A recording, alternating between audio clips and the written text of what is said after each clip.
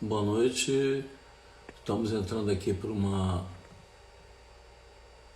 live com Álvaro Bandeira, super economista, especialista em mercado financeiro, que aqui no Brasil a gente chama de Bolsa de Valores. Aí vamos tentando marcar aqui, fixei comentário. O Álvaro, eu conheci ele, não acabamos ainda no documentário chamado O Homem e a Bolsa. O Brasil é um dos poucos países que chama o mercado financeiro de bolsa. Ele é um baita de um especialista, ele vai explicar a trajetória dele. E como eu comentei antes, bolsa de valores não tem jeito, você participando ou não, mexe com a sua vida. A gente chegou até a fazer um slogan de brincadeira nos bastidores uma canção dos bastidores do documentário, era algo como Bolsa de Valores, osso duro de entender, pega um, pega geral, também vai pegar você. Participando, não participando, o que acontece lá reflete na vida das pessoas. Estamos aguardando aí o Álvaro. Se ele já entrou, alguém me avisa.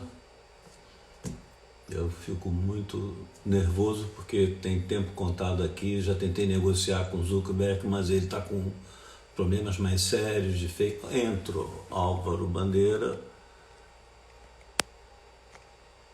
É bom que você me solicite aqui para... Opa, peguei. Vamos lá. Já te chamei, Álvaro. Vou ver se eu fiz alguma coisa errada. Não, estou aguardando. É questão de conexão aí. Aguardando Álvaro Bandeira.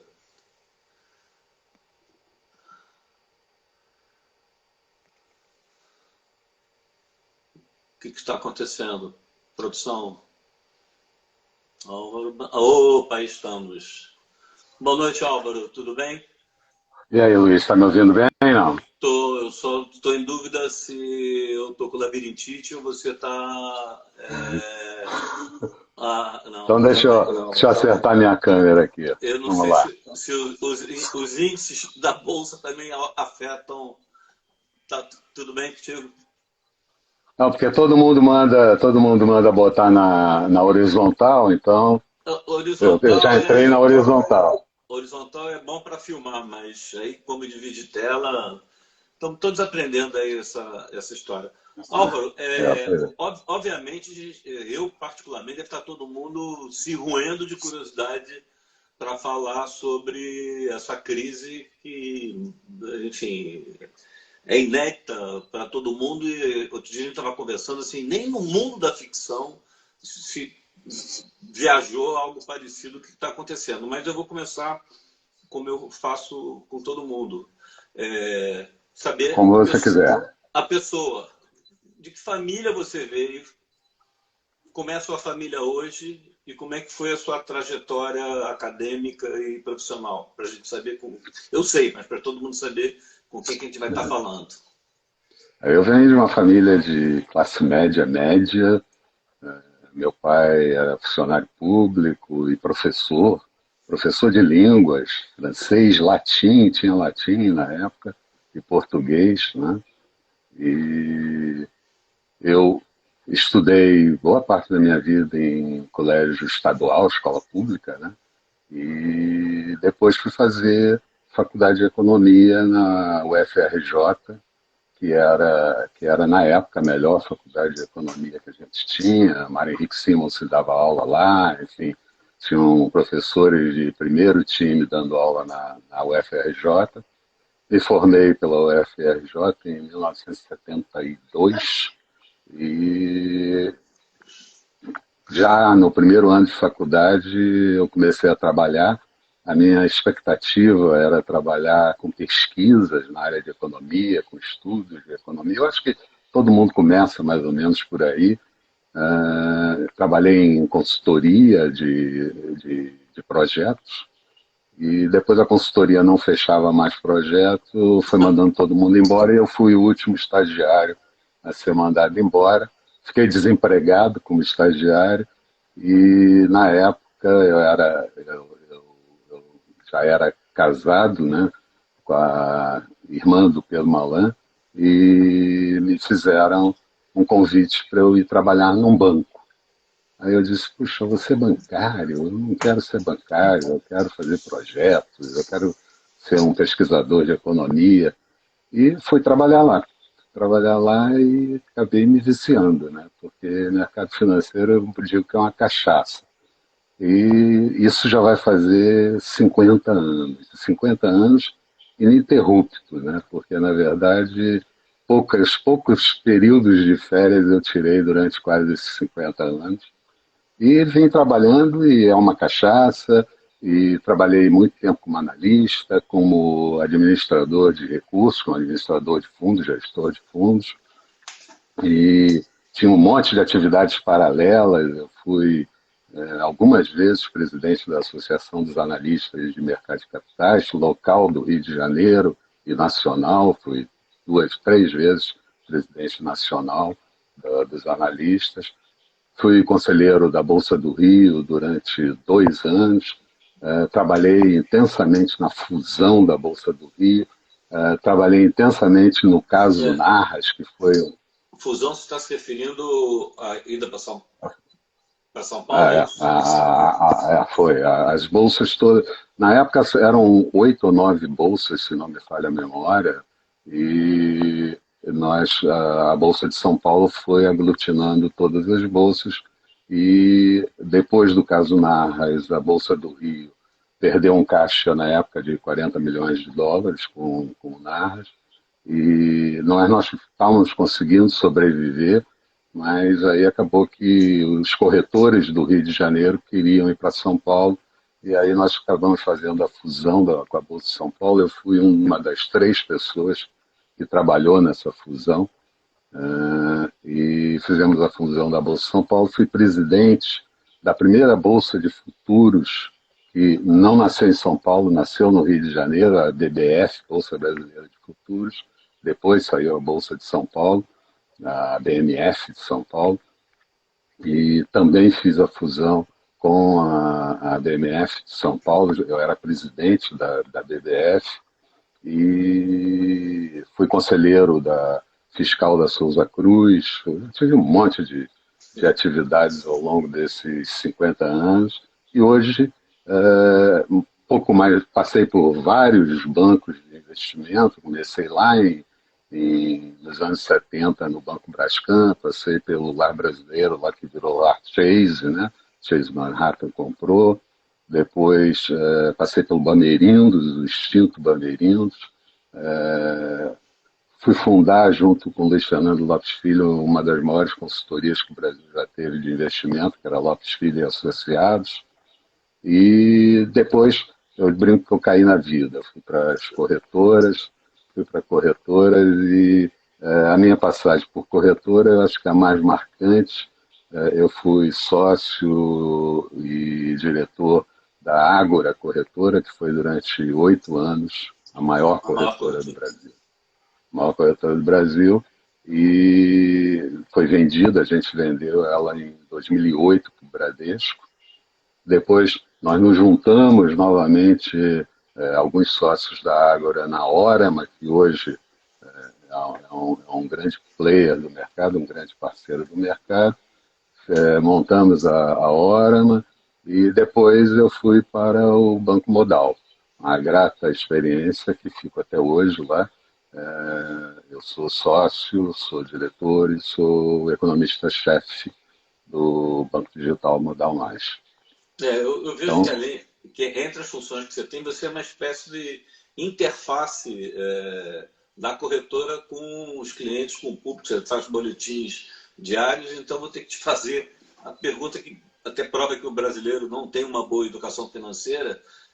Eu já entendi porque eu estou no documentário. O que é o mercado financeiro? Explica esse bicho aí complicado que é. eu costumo dizer que o mercado financeiro é uma coisa muito simples para as pessoas entenderem.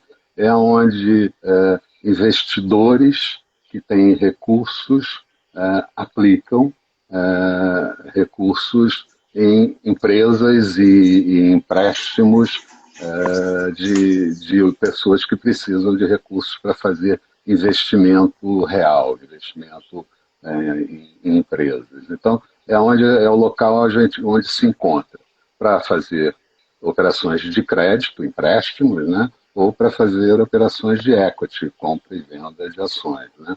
Então, é onde você consegue estabelecer uma situação de equilíbrio de fonte de recursos com taxas de juros ou com capital investido em empresas. Então, é muito simples, é muito rápido de você precificar como essas coisas aconteçam, seja sempre em termos de taxa de juros, seja quando você quer avaliar uma empresa para comprar as ações delas ou fazer um investimento de maior vulto, ser um acionista de porte dentro de uma empresa.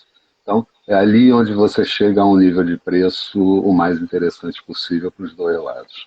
Então, flui, a coisa flui. Né? Então, acho que o mercado financeiro... vai. Não. Essa explicação clássica, que eu acho muito clara, é o seguinte: uma empresa quer crescer, você, teoricamente, precisa de recursos, até o investidor vira um microsócio, o grande sócio, vai entrando e tal. Mas aí você vê que tem gente comprando papel, vamos dizer assim, da safra de trigo dos Estados Unidos e não sei o quê. Aí você tem a história das hipotecas. Bancos fazem hipotecas para venda de imóveis. Aí já tem gente comprando os títulos das hipotecas. Acaba virando, desculpa a expressão, mas é um cassino muito além da coisa lógica de... Eu não diria... Eu não gosto dessa definição de cassino, não, Elástico, porque eu não acho que seja um cassino. Acho que a gente está muito longe do cassino. Mas essas operações são as operações mais sofisticadas. Quer dizer, eu simplifiquei dizendo que o mercado financeiro era onde as pessoas se encontravam para um precisando de dinheiro e o outro precisando doar dinheiro a uma taxa de juros ou numa expectativa de receber lucros futuros. Mas essas operações que você cita, por exemplo, o cara vender a safra de um ano à frente ou de 2 anos à frente, são operações também muito sofisticadas, são operações muito interessantes. Você tem, por exemplo, a Bolsa de Chicago, que tem todas as commodities agrícolas, todas as commodities minerais, e uma curiosidade que eu acho que as pessoas nem imaginam, você tem commodity lixo, quer dizer, para coisas recicláveis, né? Então, ali você, por exemplo, do lado de quem produz, vamos dizer, quem produz a soja, ele acha que chegou num preço tal que a ele interessa vender toda a produção dele, ele vai no mercado futuro e vende essa produção no mercado futuro. Né? Eu, ao contrário, que estou comprando essa posição, presumivelmente acho que ela vai subir mais ainda. Né? E assim os mercados trabalham. Né? As pessoas têm uma ideia muito errada de mercados financeiros, de mercados de capitais de uma forma geral, quando você diz para alguém ganhar, alguém tem que perder. E isso não é verdade. Porque eu posso comprar uma ação, por hipótese, a R$1, vender para você a 2, você comprou a 2, vendeu a 3, e assim vai. Quer dizer, eu não preciso. Eu achei que para mim estava bom, saí fora, vendi para você, você achou que ainda estava barato, que ia subir mais, acertou. Vai ter alguém no meio do caminho que vai errar, certamente, vai pagar um pouco dessa conta, porque nós estamos falando de mercado de risco, então sobe e desce, né, por N razões diferentes, mas não necessariamente para você ganhar eu tenho que perder, tá certo? Então, essas operações mais sofisticadas, e cada vez você sofistica mais essas operações por conta de toda a tecnologia que tem embarcada no mercado de capitais global. Né? Uma outra curiosidade que a gente poderia citar, uma notícia, por exemplo, importante que afete todos os mercados do mundo, a expectativa. Por exemplo, o Banco Central americano reduziu a taxa de juros dele. E tem estudos sobre isso, que essa decisão do Banco Central americano de baixar a taxa de juros, ela demora cerca de 15 segundos para que todo mundo tome conhecimento de que ele baixou a taxa de juros. Entende? Então, é tudo muito rápido, com o computador é muito rápido. hoje você para fazer uma operação em mercado, você trabalha com milissegundos, milésimos de segundos entre você, o computador, ou você digitar uma ordem, essa ordem ser cumprida ou aparecer na compra ou na venda. Então, a gente está trabalhando com milissegundos, quase como se fosse um treino de Fórmula 1. Quer dizer, a gente fica contando ali milissegundos de uma operação para outra. Por que, que a tua ordem entrou com 16 milissegundos e a minha entrou com 15 milissegundos e eu passei na tua frente, por exemplo? Então, você tem, hoje, na tecnologia embarcada dos mercados, você consegue fazer coisas absolutamente incríveis e com uma rapidez e com uma eficiência muito grande. Então, é super interessante, é de uma dinâmica fantástica. Todo dia as coisas mudam, todo dia você tem um efeito diferente que vai mexer com isso ou com aquilo. Então, é um trabalho cativante, eu diria. Para mim, é uma cachaça. Aquela figura do pregão, todo mundo gritando, virou uma coisa cenográfica, né? Porque o que funciona é o computador. Não, isso acabou. Isso já acabou há muito tempo. Mesmo na Bolsa de Nova York ainda tinha pregão, viva voz, todo mundo gritando, se esgoelando, aparecia aqueles caras com a gravata toda arriada, comendo um pedaço de papel e tal. Isso não existe mais. Hoje é um mercado absolutamente silencioso, as pessoas com 5, 6 telas de computador na sua frente, né? Um monte de gráfico, um monte de tabelas, um monte de coisas, robôs, né? Você trabalha muito com robô, que vai, se acontecer determinada coisa, dispara uma ordem qualquer, ou de compra ou de venda, né? Então, você tem os robôs que, na hora que o mercado dá uma oscilação qualquer, ele dispara automaticamente aquilo que estava programado a disparar. Então, cada vez se sofistica mais, cada vez você torna mais ágil a operação e você está disputando ali milésimos de segundo ou décimos de centavos, vai, centésimos. Eu, quando usei a metáfora do cassino com radicalismo jornalístico, você também falava assim, apostar na bolsa e tal. Mas o que eu acho que deixa, teoricamente, vocês são movimentações, aliás, como está lá no documentário, você fala, todo ato tem uma repercussão econômica.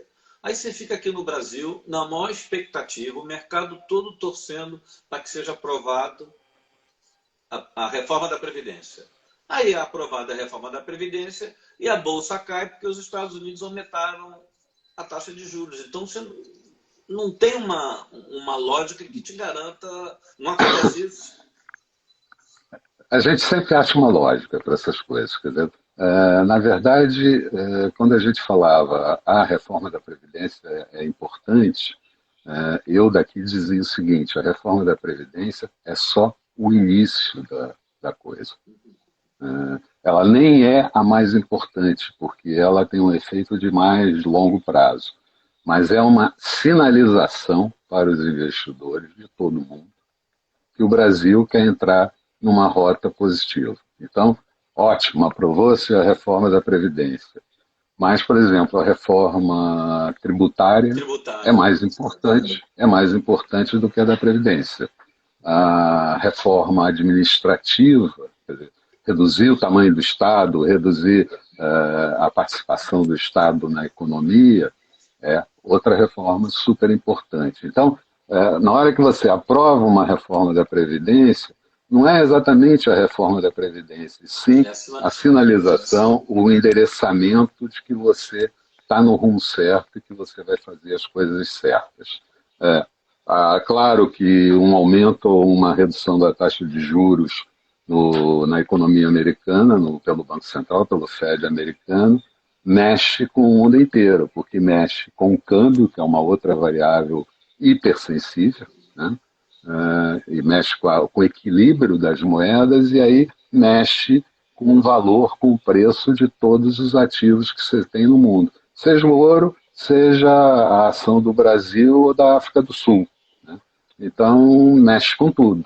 Então, uma decisão americana de elevar ou de baixar juros, certamente mexe com o mundo todo. E foi por isso que eu disse que uma notícia do Fed baixando juros demora 15, 20 segundos para todo mundo tomar ciência disso tudo, porque é uma decisão importante. Assim como o preço do petróleo. Quer dizer, o preço do petróleo hoje vai deixar de ser um dia por as fontes de energia, mas assim como o preço do petróleo hoje é uma variável super importante também. Né?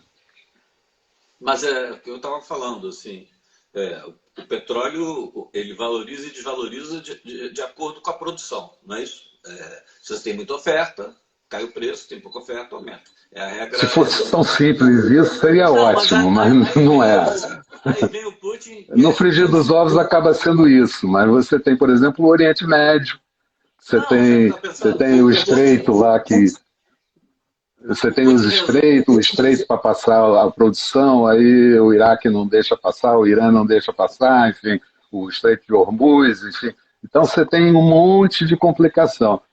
Em síntese, deveria ser isso. Tem produção e tem demanda, preço em equilíbrio. Produziu mais, preço cai.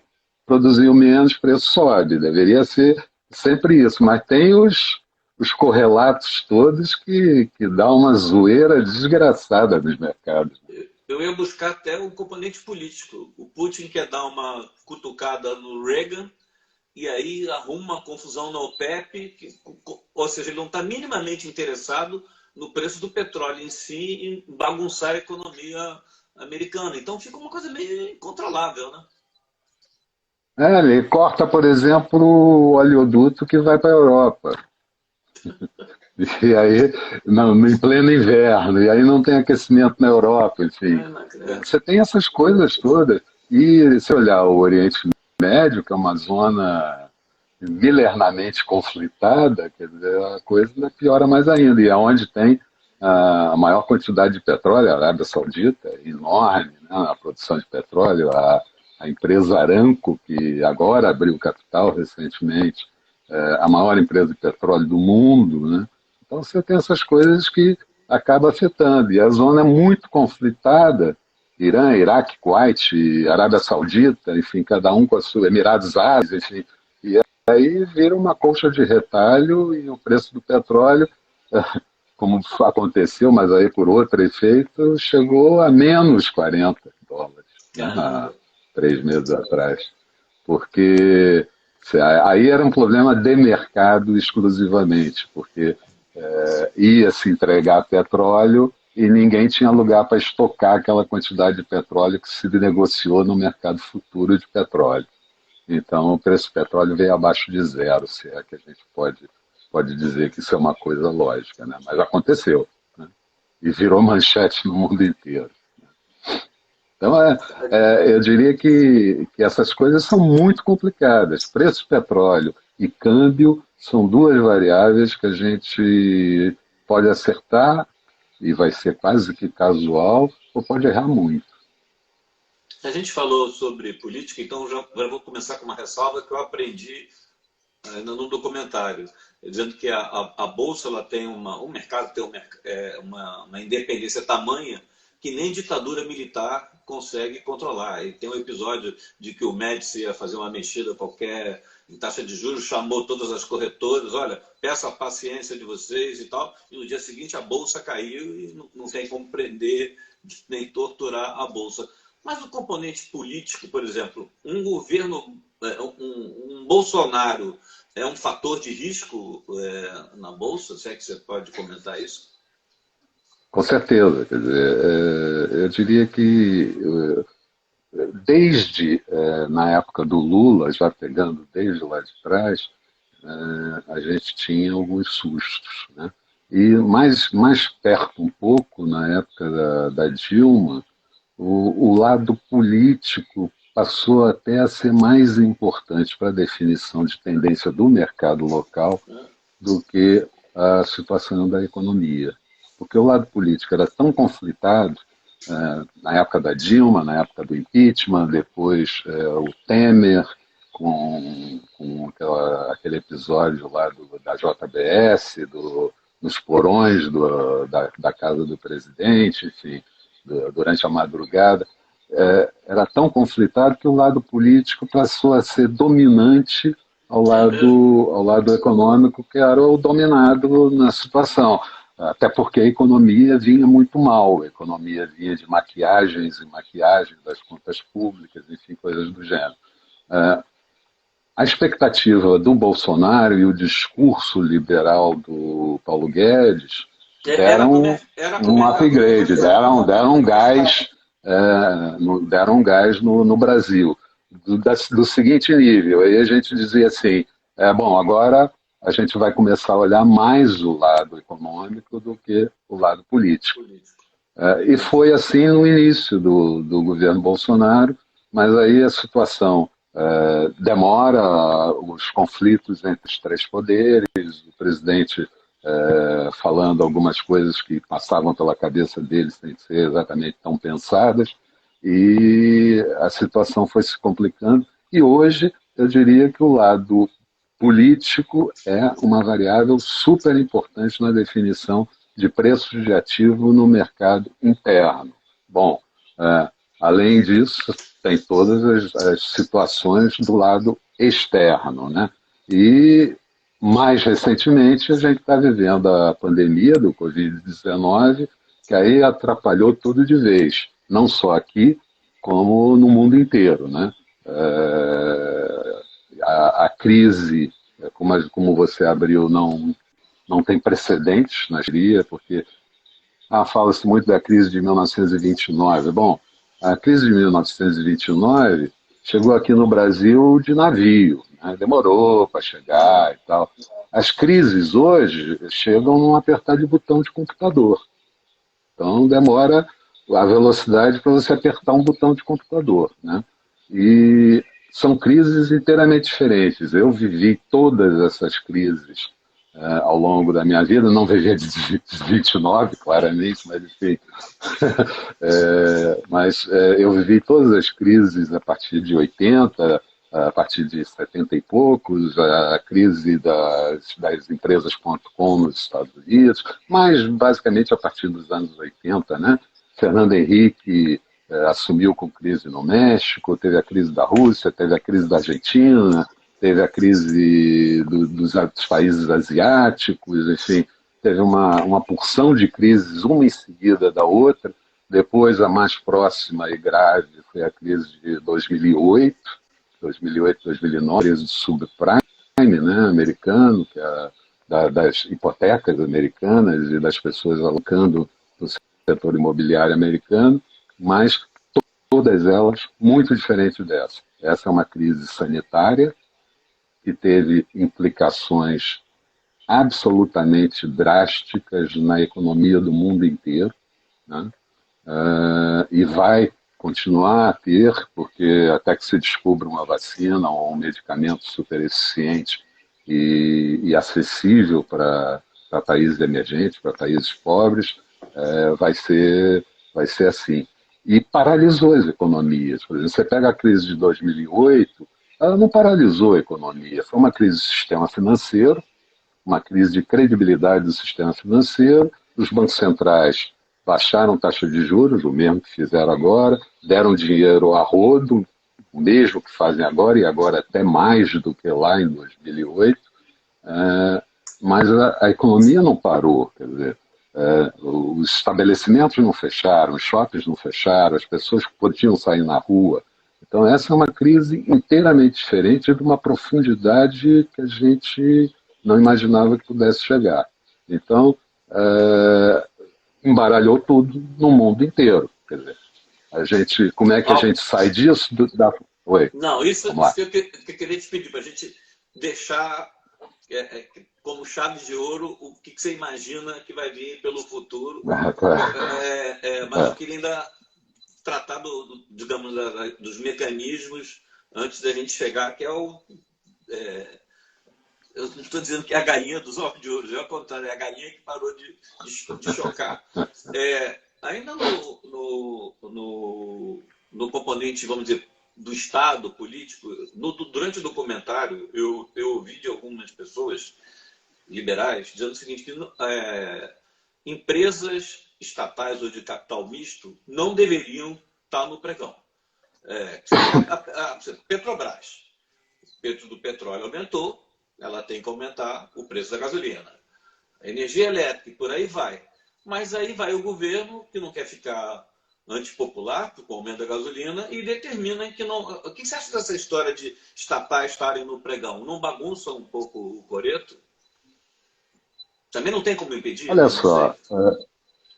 sei. só, eu nessa história eu sou mais ou menos radical. Mais ou menos não, sou radical mesmo.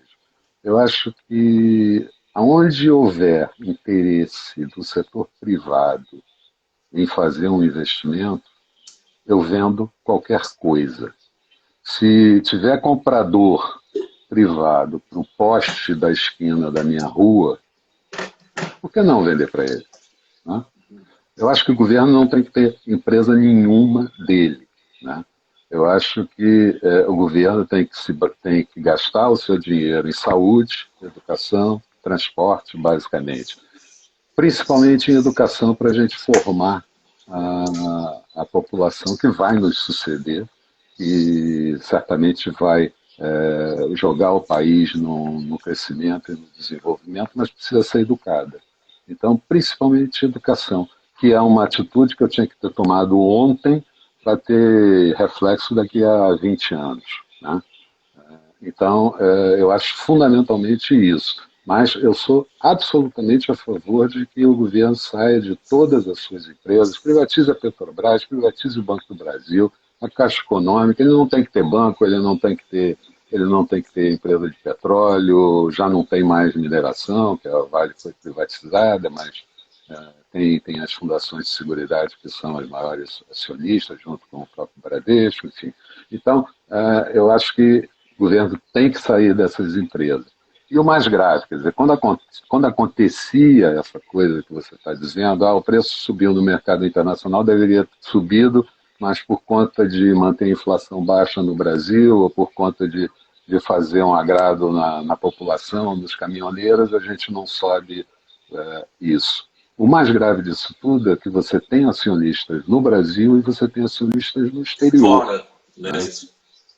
Pois é, e isso soa muito mal.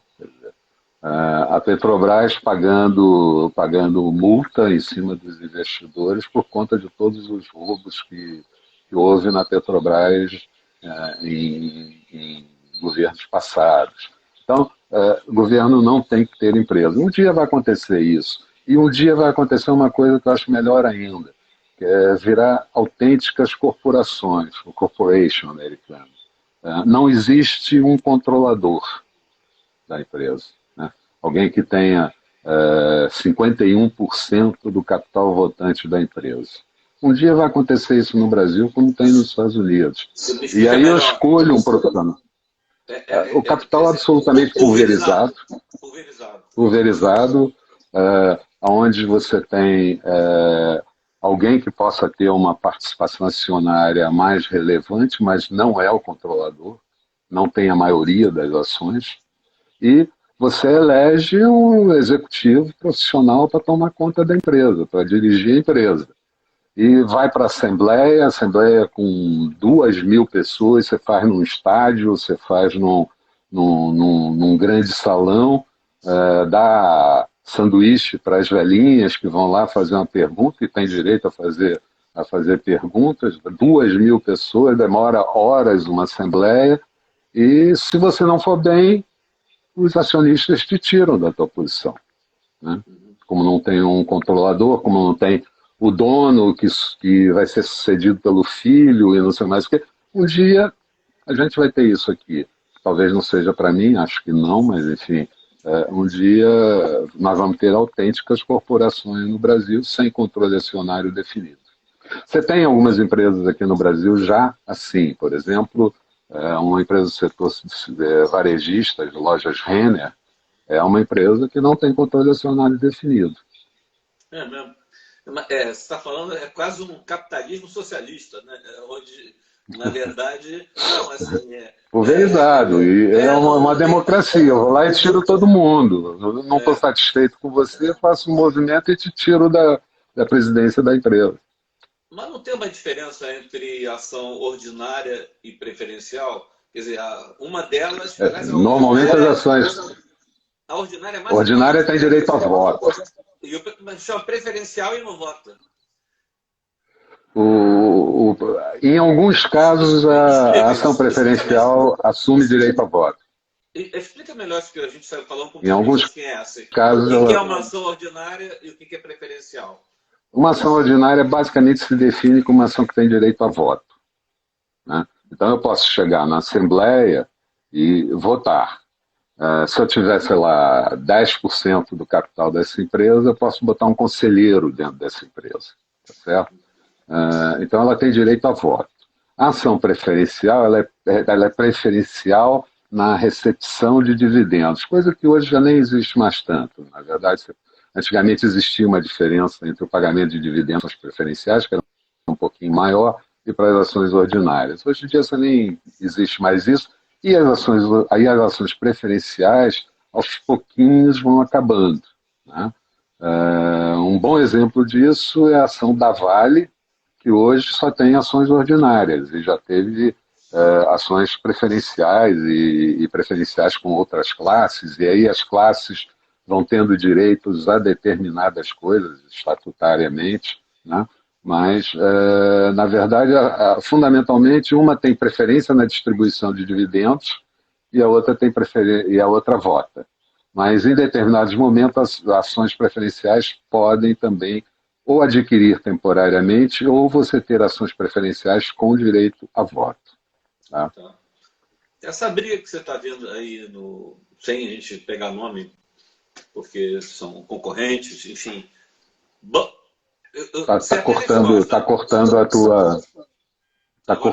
Cortou a sua pergunta. Agora vai, vamos lá. Uma pergunta que eu sei a tua resposta, mas você tem que fazer a defesa da causa. Banco ou corretora? Qual é o caminho melhor para o investidor? Essas coisas estão começando a misturar toda, né? Se a gente está falando de tomar empréstimo, talvez o melhor seja tomar empréstimo num banco ou coisa do gênero. Se você está falando em comprar ações, eu diria que hoje as corretoras são muito melhor equipadas no sentido do capital humano e no sentido da tecnologia do que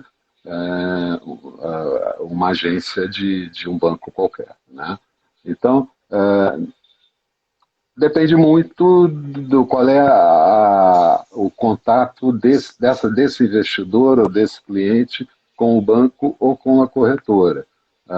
Mas essas coisas agora estão misturando todas, porque estão aparecendo as fintechs, estão aparecendo todas as empresas de meios de pagamento, enfim, e essa coisa está misturando toda e é exatamente a postura do Banco Central atualmente, de tentar tirar um pouco o predomínio de 3 ou 4 instituições bancárias de maior porte que dominam o mercado.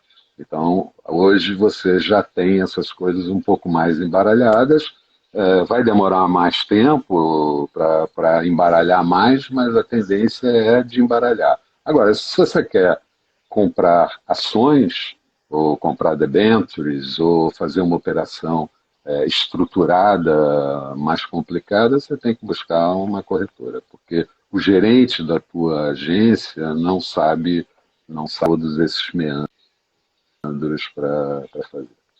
É o que se fala também, assim, para pegar os dois lados, é que os bancos eles ficam mais voltados para empurrar papel, porque eles têm metas a atingir. E as corretoras, elas trabalham mais, digamos, voltadas para o cliente. Mas, em compensação, estou pegando dois argumentos, ela ganha ou perde independentemente do resultado da operação. Falei uma grande bobagem, não? Olha só, na verdade os dois são intermediários, né? Quer dizer, teoricamente eu não deveria perder nada e a corretora não deveria perder nada, porque eu só estou intermediando ali aquilo que eu falei. alguém que está interessado em comprar e alguém que está interessado em vender, alguém que está interessado em fornecer dinheiro e alguém que está interessado em absorver dinheiro, né? Perdão. Então, teoricamente, eu sou um intermediário financeiro, eu ganho pela intermediação financeira. O risco é de quem emprestou, o risco é de quem tomou, né? Então, Perdão, é, então teori- mas quem é o intermediário não tem risco nenhum? não, claro que tem. Basta eu fazer uma operação errada que eu vou perder dinheiro. A mesma coisa com o banco. Se o banco emprestar para uma empresa que quebrou, ele vai pegar a sala, o apartamento, o carro, enfim, e depois vai ter que revender isso para tentar buscar alguma coisa, né? Nós falando numa transação normal, eu sou um mero intermediário, eu ganho a minha taxa de intermediação nessa operação. Mas claro que tem risco, né? Em determinado momento, eu fiz uma operação errada em bolsa de valores, vou ter que ressarcir o cliente. E é bom que a gente diga que hoje o sistema é absolutamente seguro. Nós somos auditados por Banco Central, por CVM, por Bolsa, né? Pelo Ministério do Trabalho, enfim, pela Receita Federal. Então, você tem auditoria o ano inteiro de todo mundo, né? Então, hoje em dia, o que a gente tem no mercado são empresas muito sérias. É claro que em algum momento você pode ter alguém fazendo alguma coisa que não seja exatamente legal, mas aí vem uma CVM e tira esse cara fora, aí vem um Banco Central e tira esse cara fora, né? Fecha, fecha a empresa, enfim, bota em liquidação. Então, o sistema hoje, eu diria que ele é muito seguro para quem opera tanto no sistema bancário quanto no sistema de distribuição de valores imobiliários, que são ações, debêntures, enfim, debêntures conversíveis. Então, hoje você tem um sistema absolutamente seguro, eu diria até mais seguro do que sistemas financeiros de alguns países desenvolvidos. Então, eu diria que o Brasil, nesse aspecto, não deixa nada, nada, nada, nada a desejar a legislação e as práticas do mercado americano, ou do mercado de Frankfurt, ou do mercado do Reino Unido, de Londres, enfim, não deixa nada a desejar nenhum deles. Muito pelo contrário, em alguns casos somos até mais avançados, O, seja em regulação, seja em mercado. Você falou nas narras lá atrás, mas a gente teve um caso assim mais recente do Ike Batista, né? Que acho que você mesmo que uma vez que definiu que ele era um craque em PowerPoint, que ele sabia fazer muito boas apresentações em PowerPoint. Mas a CVM, nesse caso, não comeu mosca, não? Não, porque no início era PowerPoint, depois ele colocou gente muito boa trabalhando com ele, pegou inclusive, já morreu inclusive, um ex-presidente da Petrobras para trabalhar com ele, muito competente, um sujeito muito competente, já até faleceu. E aí, em determinado momento, a gente começou a dizer, puxa, será que agora vai? Eu acho que agora vai, porque agora está tomando cara de que está virando uma empresa e não tá saindo só no papel ou na telinha como apresentando um bom negócio. Está sendo julgado toda hora, né? A CVM está julgando toda hora, está penalizando toda hora. A legislação brasileira, toda ela é muito complicada, a gente sabe muito bem disso, demora anos e anos, enfim, para acontecer alguma coisa. Mas eu diria que a CVM não comeu mosca, não. Mas foi alguma coisa muito bem engendrada e uma pessoa extremamente cativante. O Ike é uma pessoa extremamente cativante. Você conversa com ele, você fica impressionado com ele, porque é um cara competente, né? Você Então, falou. Não, conclui, desculpe. é um cara competente e que eu acho até que em determinado momento ele quis abraçar o mundo e esse talvez tenha sido o maior erro dele. Se ele tivesse se concentrado numa determinada coisa, num determinado segmento só, ele talvez não estivesse passando o que ele está passando hoje.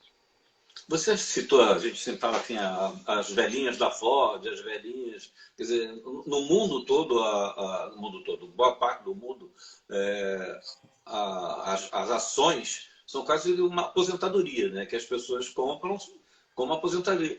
Por que isso não eu acho que é falta de educação financeira, mas por que isso não virou uma coisa popular no Brasil? Eu acho que a gente pode começar lá com a nossa colonização dos portugueses, que gostavam de tijolos, de casas. Então as pessoas investiam em imóveis, em casas, em apartamentos, enfim, que nunca deram bons retornos, né? E agora pior ainda. No passado você conseguia comprar um apartamento e alugar por 1% do valor do imóvel, e hoje você já não consegue 0,3 do valor do imóvel, enfim. Então, eu acho que primeiro um processo cultural, um processo de educação financeira, sim, mas esse está mudando porque hoje em dia, para quem quiser se informar, tem coisa de montão para se informar. Você pode passar 24 horas se informando em todos os sites que existem, em todas as plataformas que existem. Mas, fundamentalmente, um fator, taxa de juros. A taxa de juros no Brasil sempre foi alta, né? Se você pegar a última descida da taxa Selic, ela sai de 14,25 há pouquíssimo tempo atrás para 2,25, que é hoje o valor da taxa Selic na coisa. E isso é que está fazendo com que as pessoas atentem para determinadas situações. Então, puxa, eu já não estou mais satisfeito com o que eu recebia de retorno comprando um CDB, ou um RDB, ou uma letra financeira, ou um título do Tesouro, enfim, eu já não estou mais satisfeito com essa rentabilidade e tem que ficar mesmo insatisfeito porque você está quase que trocando 6 por meia dúzia, você não ganha nada, né? Então, isso está fazendo com que as pessoas atentem para o mercado de ações e atentem para uma coisa que é importante, que lá nos Estados Unidos faz a aposentadoria das pessoas. Eu falo Estados Unidos porque é o mercado mais desenvolvido, né? Que é a recepção de dividendos. Você hoje pode montar uma carteira de dividendos, para recepção de dividendos, com um retorno muito maior do que você tem, por exemplo, na renda fixa hoje. Então eu compro uma ação, quando chegar um ano depois essa ação me dá um dividendo de 10% do valor da minha compra, por exemplo. Qual é o título hoje de renda fixa que te dá 10% ao ano?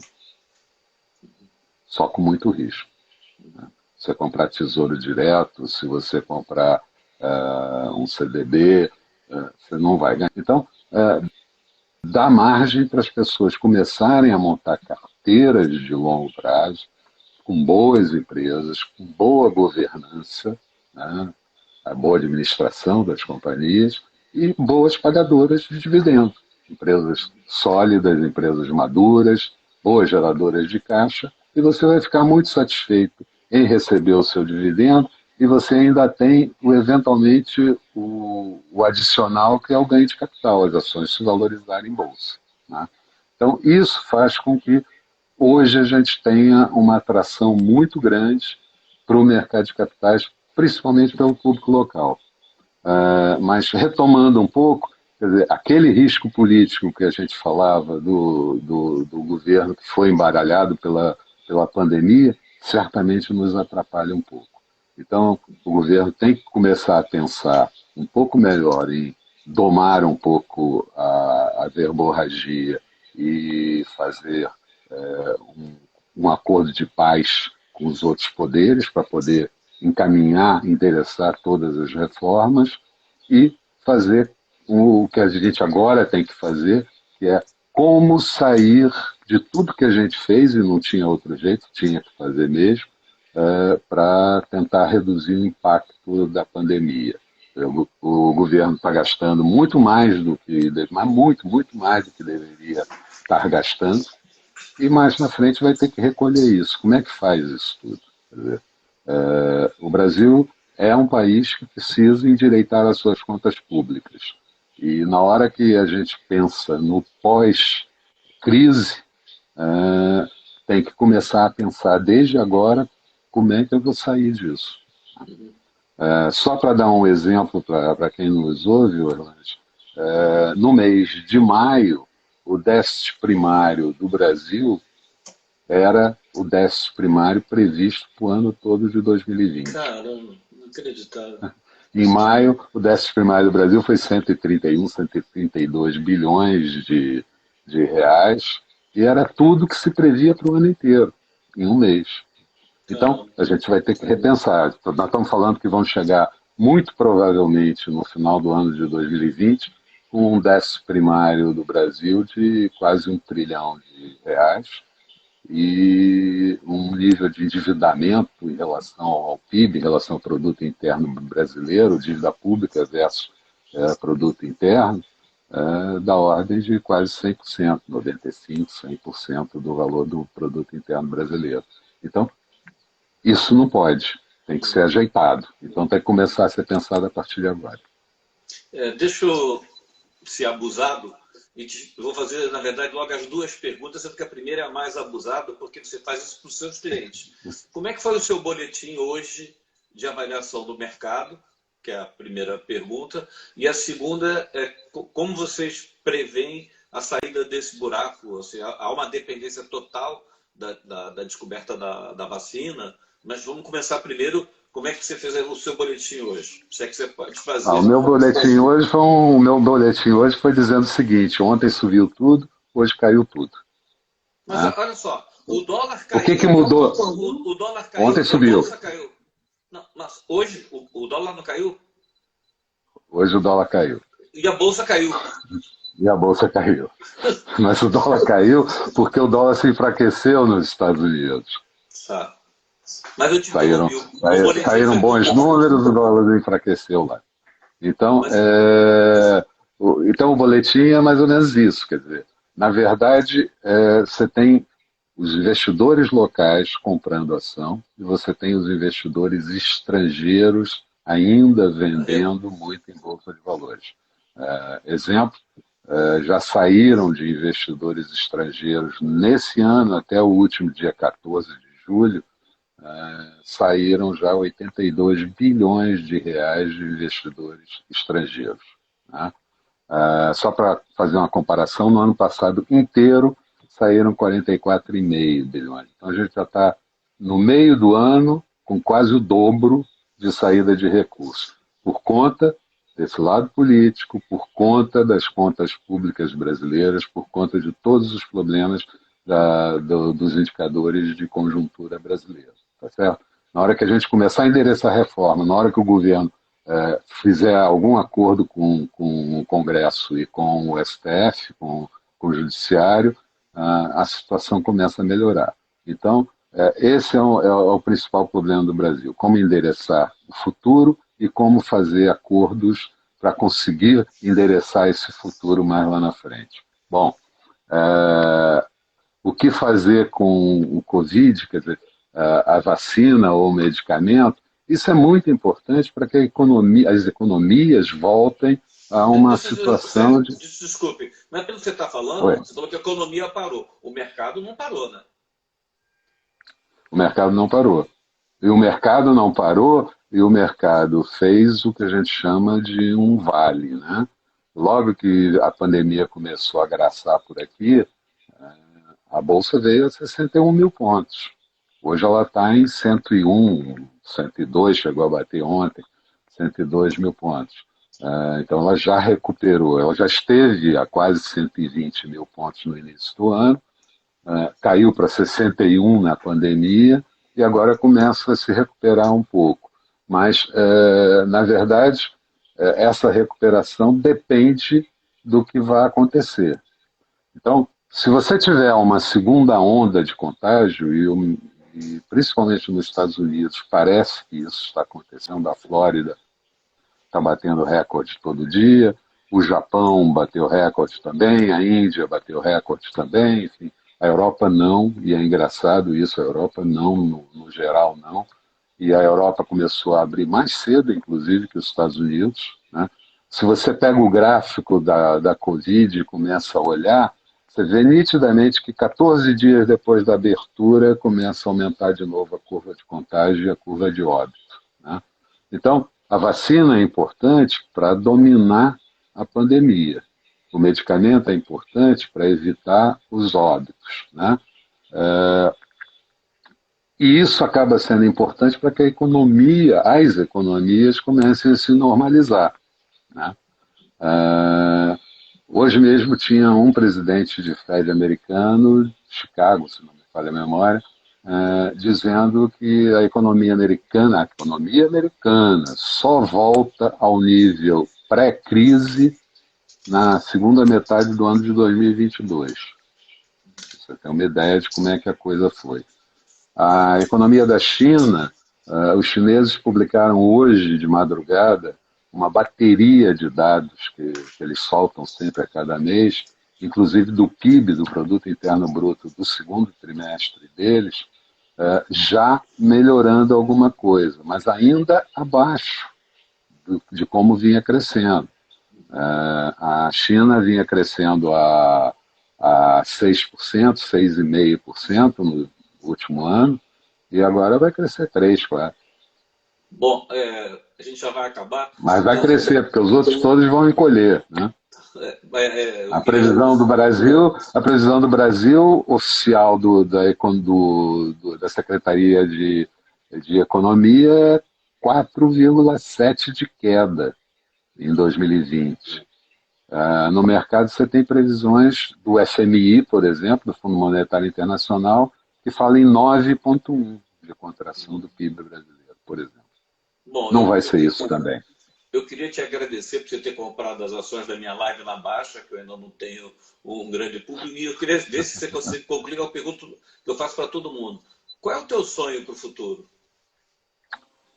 Ô, Erlange, eu já estou ficando velhinho, né? Mas o meu sonho era ver um pouco do Brasil organizado. Era ver um Brasil investindo pesado e eficiente. Porque investir, eu posso investir de forma ineficiente, né? Em educação, o governo, um governo próximo da população, e dos mercados no exterior, conversando com os mercados no exterior, e uma economia voltando a crescer 4% ao ano nos próximos anos. Mas para isso precisa se organizar. Para isso os três poderes precisam mudar muito. Então, eu acho que a gente não consegue isso numa geração, mas a gente pode começar hoje, né? Ou pode começar ontem, né? A fazer essas coisas todas. Então, o meu sonho é ter um país melhor, não para mim, talvez nem para as minhas filhas, que eu tenho Pessimista, 30 de sim? filhas. Isso não é, você está pessimista. Não, não estou pessimista, não. Eu acho que vai melhorando, mas para o Brasil é tudo mais complicado em relação a outros países desenvolvidos. O Brasil já entrou nessa crise com um nível de endividamento muito alto, ele já entrou com 75% de dívida em relação ao PIB. Então, é muito complicado. Uma saída rápida e consistente, para não ser aquele voo de galinha que a gente falava, né? Dá um voozinho e depois cai para levantar de novo, vai demorar muito, né? Mas eu acho que você começa a endereçar isso, os mercados vão reagir antes. Mas a economia, por exemplo, a economia já está começando a melhorar, a produção industrial, as vendas no varejo cresceram e tal, não sei o quê. Claro, a gente saiu de uma situação de quase zero, a indústria automobilística quase não produziu nada no mês de abril, enfim. Então, você sai de uma situação quase zero, você vai melhorar mesmo. Mas alguns indicadores, por exemplo, a taxa de desemprego do Brasil vai piorar de novo, vai piorar mais. Antes de melhorar, ainda vai piorar mais. Então, para o Brasil vai ser tudo um pouco mais sofrido do que para os Estados Unidos, para uma Grã-Bretanha, para uma China, para uma Coreia, que tem as economias já melhor endereçadas. Tá bom, te agradeço muito. Eu que agradeço. Deu uma Papo luz com aí. você é sempre agradável. Tá bom, te agradeço mais uma vez e vamos acabar logo esse documentário para botar ele no mercado. Obrigado, Álvaro. Beleza. Boa noite a você, boa noite a todos. Tchau. Tchau.